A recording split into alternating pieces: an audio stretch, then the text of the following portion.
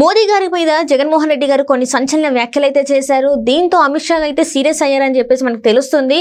ఇప్పుడు ఈ కామెంట్స్ తోని ఏపీలో ఆట మరి మొదలు కానుందా? కొత్త ఆటలు మరి కనిపించబోతున్నాయా? సో ఈ అంశాన్ని మనకి వివరించడానికి మనతో పాటు ఉన్నారు ప్రముఖ రాజకీయ విశ్లేషకులు అడిసిమల్లి శ్రీనివాస్ గారు. నమస్కారం సార్. నమస్కారం అండి.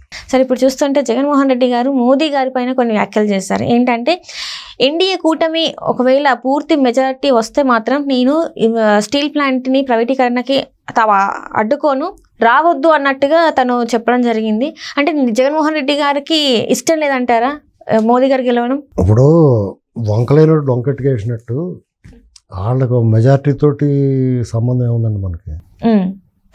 నీ రాష్ట్రంలో విశాఖ ఉక్కు ఆంధ్రుల హక్కు అని సాధించుకున్న ప్రాజెక్ట్ అది, ఆ ఫ్యాక్టరీ.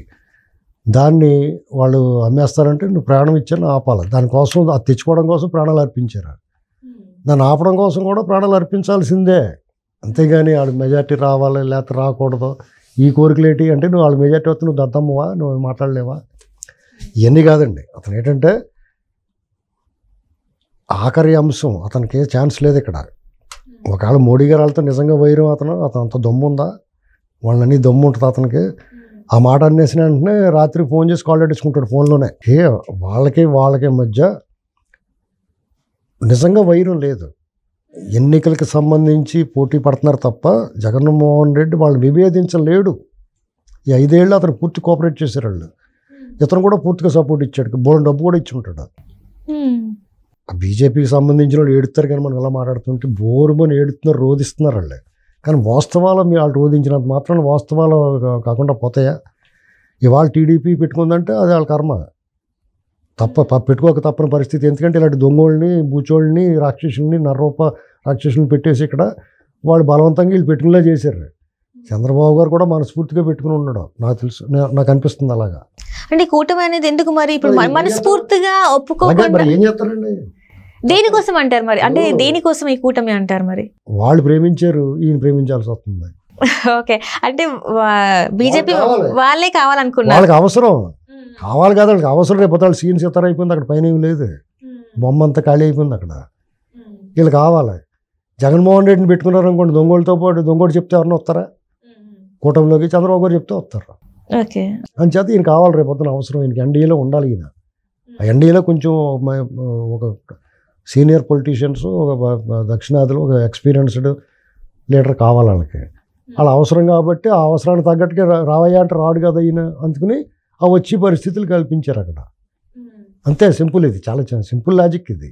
అంటే ఇదంతా ప్రజలు గ్రహించట్లేదు అంటే ఎందుకు గ్రహించారు కాబట్టి బీజేపీతో ఎందుకంటే మీకు అంటున్నారు. అంటే ఇప్పుడు ఎన్నికలు 20 రోజులే ఉంది కదా. అవునండి, ప్రజలు వద్దనుకున్నా ప్రజలు ఏ స్టేజ్లో ఉన్నారంటే వాళ్ళు వేసిన పాచిక ఉపయోగపడుతుంది. ఇప్పుడు ఏ రేంజ్లో జగన్మోహన్ రెడ్డి రెచ్చిపోయాడు అంటే టీడీపీతో ఎవరు గెలిచినా కానీ జగన్మోహన్ రెడ్డి వద్దురా బాబు అనుకునే స్టేజ్కి వచ్చింది. అర్థమైంది మీకు? కేసీఆర్ గారు ఏమన్నాడో తెలంగాణ కోసం గొంగళ పురుగునైనా ముద్దెట్టుకుంటా అన్నాడు. అదే స్టేజ్ జగన్ను వదిలించుకోవాలంటే ఎవరైనా పెట్టుకుంటే ఏ పెంటైనా తగిలించుకుంటాం మేము అనుకుంటున్నారు జనం. సింపుల్ అంతే. ఇదే లాజిక్. వాళ్ళమే ప్రేమ. ఇప్పుడు అందరినీ మనం అనలేమండి. బీజేపీ నిజంగా మంచి పార్టీ, ఈ దేశానికి అవసరమైన పార్టీ. మోడీ గారు, అమిత్ షా ఈ దేశానికి అవసరం లేని వ్యక్తులు. మిగతా వాళ్ళందరూ అవసరమే. వాళ్ళిద్దరే అంటే మరి వాళ్ళిద్దరు ఎందుకంటే దుష్టజన సాంగత్యం చేస్తారు కాబట్టి. వాళ్ళు ఆల్రెడీ పొత్తు పెట్టుకున్నారు. ఎలక్షన్లు 20 రోజులకు వచ్చినాయి. ఎలక్షన్ కమిషన్ వాళ్ళ చేతిలో ఉందని చెప్తున్నారు. వాళ్ళు కాదు, ఎలక్షన్ కమిషన్ వేరు, కోడ్ వచ్చింది మా చేతిలో లేదని అలాంటి పనికిమాలిన మాటలు మాట్లాడితే ఎవడో నమ్మడం. వాళ్ళ చేతిలో ఉందని అందరూ నమ్ముతున్నారు. వాళ్ళ చేతిలో నిజంగానే ఉంది. సిబిఐ కానీ, ఈడీ కానీ, ఐటీ కానీ వాళ్ళకి దాడులు చేసి వాళ్ళని అరెస్ట్ చేస్తున్నారు కదా. అంటే ఇక్కడ అమిత్ షా గారు ఒక ఇది కూడా చెప్పారు. అంటే సీఎం రమేష్ గారు కొన్ని వ్యాఖ్యలు చేశారు. ఏంటంటే అవినాష్ రెడ్డి గారు అయితే ఇంకా ఆయన అరెస్ట్ ఖాయం అని చెప్పేసి సీఎం రమేష్ గారు చెప్తున్నారు. అది కూడా ఎట్లా అంటే అమిత్ షా గారు చేపిస్తారు అని చెప్పి. సీఎం రమేష్ గారు అంత ఓవర్ యాక్షన్ చేయట్లేదు. ఎందుకంటే ఆయన అలా చెప్పకపోయినా ఓట్లు వేస్తారు అతనికి. ఎందుకంటే అతన్ని బీజేపీ కూడా అనుకుంటలేదు, టీడీపీ కూడా అనుకుంటున్నారు. వాళ్ళు టీడీపీ ఓట్లు ట్రాన్స్ఫర్ అవుతాయి.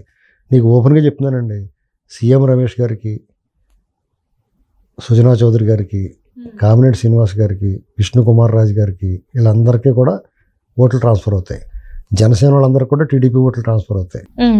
సత్యకుమార్ గారికి, ఆఖరి కిరణ్ కుమార్ రెడ్డి గారు కూడా మారుతారు. ఎందుకంటే వాళ్ళందరూ నిజంగా జగన్కి వ్యతిరేకులు వీళ్ళు. అర్థమైందా? అసలు మారాల్సింది ఎవరంటే వీళ్ళందరూ కరెక్ట్గానే ఉన్నారు. కరెక్ట్గా ఉండాల్సిన వాళ్ళు పైన ఉన్నవాళ్ళు. వాళ్ళు కరెక్ట్గా లేకపోతే వాళ్ళకే నష్టం. రేపు వద్దన్న 20 రోజులు పోయిన తర్వాత జగన్మోహన్ రెడ్డి ఓటమిని ఎవడో ఆపలేడు. హరిహర బ్రహ్మరుద్రాదులు వచ్చినా అతను ఓటమి నుంచి బయటపడలేరు. అతను ఓటమి ఖాయం. రేపు ఈ ప్రభుత్వం కూటమి ప్రభుత్వం అధికారంలో రావటం లాంఛనమే. వాళ్ళు ఇప్పుడు అది తెలుసుకున్న వాళ్ళు ఏమన్నా కొంచెం ఈ కూటమికి సహకరించారనుకుంటే రేపు పొద్దున్న వీళ్ళ కూడా వాళ్ళు సహకరిస్తారు పైన. లేదనుకోండి కలగూర కంపలాంటి ప్రభుత్వం వస్తుంది అక్కడ. బీజేపీకి అట్టు కాకుండా ముక్క కాకుండా 170 160 వచ్చినాయి అనుకోండి, అవుట్. కాబట్టి వాళ్ళు కూడా అంత మనకే తెలిసిపోయినప్పుడు ఈ విషయం వాళ్ళకి ఒళ్ళు తెలియకుండా ఏమి ఉండదు. వాళ్ళు కూడా జాగ్రత్తగా జగన్మోహన్ రెడ్డి గారిని ఎక్కడ పెట్టాలో అక్కడ పెడతారు. అవినాష్ రెడ్డిని అరెస్ట్ చేస్తారు. ఇప్పుడు అది దానికి తగ్గట్టుగానే ఇతను మాట్లాడుతున్నాడు జగన్మోహన్ రెడ్డి గారు. మరి ఈ 5 ఏళ్ళు ఏం పీకేడు? కనీసం స్టీల్ ప్లాంట్ విషయంలో ఇతను దగ్గరుండి అమ్మించి అతను చూసాడు ఆ భూములు దొబ్బేయటానికి. మరి ఇప్పుడు మాట్లాడుతున్నారు కదా, ఇప్పుడు ఈయన వాళ్ళ కంపెనీలో ఇన్వెస్ట్ చేసాడు. షేర్లు చూసారు, అతను ఆస్తులు ప్రకటించాడు. అదాని కొనుక్కుంటున్నాడు. చంద్రబాబు గారు అడ్డుకున్నాడు. అది మనకు అందరికీ తెలిసిన విషయం. గంగవరం పోర్టు ఎందుకు అమ్మేసాడు? అసలు అమ్మాల్సిన అవసరం ఏంటి? ఒక 3 ఏళ్ళ పోతే మన చేతికి వచ్చేది కదా, ప్రభుత్వం చేతికి. ఆస్తి ప్రాపర్టీ కదా. ఇతను వాళ్ళ చేతిలో కీలుబొమ్మ. ఇతను వాళ్ళని వ్యతిరేకించడం, అతనికి వాళ్ళ మెజార్టీ వచ్చినా వాళ్ళతో వాళ్ళకి ఫరక్ ఉండదు లేకపోయినా. ఎందుకంటే ఇతను కేసులు కదా. అంటే 10 సంవత్సరాలు బెయిల్ మీద ఉన్నాడు కదా, ఇంకా కూడా బెయిల్ మీద ఉండడానికి వాళ్ళ గవర్నమెంట్ వచ్చింది, ఎన్డీఏ గవర్నమెంట్. ఇతను వాళ్ళని మాట వింటానికి ఇతను ఎన్ని వస్తాయి? ఇతను 3 2 వస్తాయేమో, అవి కూడా వస్తాయి రావో డౌట్. ఇతని చేతిలో ఏముందని చెప్పేసి వాళ్ళు వీళ్ళు మాట వింటారు. రేపు ఇతను గవర్నమెంట్ పోయిన తర్వాత రాజ్యసభ సభ్యులు అందరూ దూకేస్తారా? ఉంటారా? టీడీపీలో ఉన్నారా? ఇప్పుడు అందులోనూ కూడా ఉండరు. 10 మంది ఉంటే 10 మంది ఒకేసారి వెళ్ళిపోతారు.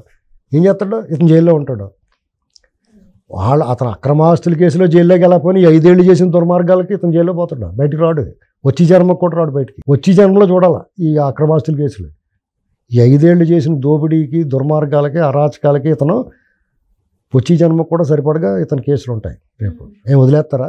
అంటే కేవలం ఇప్పుడు సార్ నాకు అర్థం కాని విషయం ఏంటంటే ఈయన స్వలాభం కోసం మళ్ళీ బయట ఉండడానికి కోసమే ఇదంతా తాపత్రయపడుతున్నాడు, కానీ జనాల కోసం అయితే కాదంటారు. అసలు ఎప్పుడు కాదు. జనాలు అనేటువంటిది అతను వీళ్ళు వీరప్పన్ లాంటి వాళ్ళు అండి. ఏనుగు దంతాలు, గంధపు చెట్లు అన్ని కొట్టుకుని అమ్మేసుకుని ఏదో బాగా భిక్షం పాడేస్తారు కొంతమందికి. అలాంటి పరిస్థితి అవుతుంది. అలా ఎందుకుంటారో జనం, ఎవడు ఎక్కువ పెడతాడో వెనకలు పోతారా. ఇప్పుడు ఇతను 3000 ఇస్తారన్నారు, 4000 ఇస్తారన్నారు పెన్షన్. ఇతను అమ్మఒడి అన్నారు, వాళ్ళు ఇంకోబడి అంటున్నారు. పైగా వాళ్ళు చేసిన సంక్షేమం ఇతను ఏం చేశాడు? వాళ్ళు చంద్రన్న బీమా చేశారు. అన్నా క్యాంటీన్ కొట్టేసిన తర్వాత అది ఎంతమందిని దూరం చేస్తుంది? ఇప్పటికే అన్నా క్యాంటీన్ పెడతానంటలేదు అతను. లేకపోతే రాజన్న క్యాంటీన్, వాళ్ళ బాబు క్యాంటీన్ ఏదో పెట్టాలి కదా. ఏమైనా జగన్మోహన్ రెడ్డి పని అయిపోయిందండి.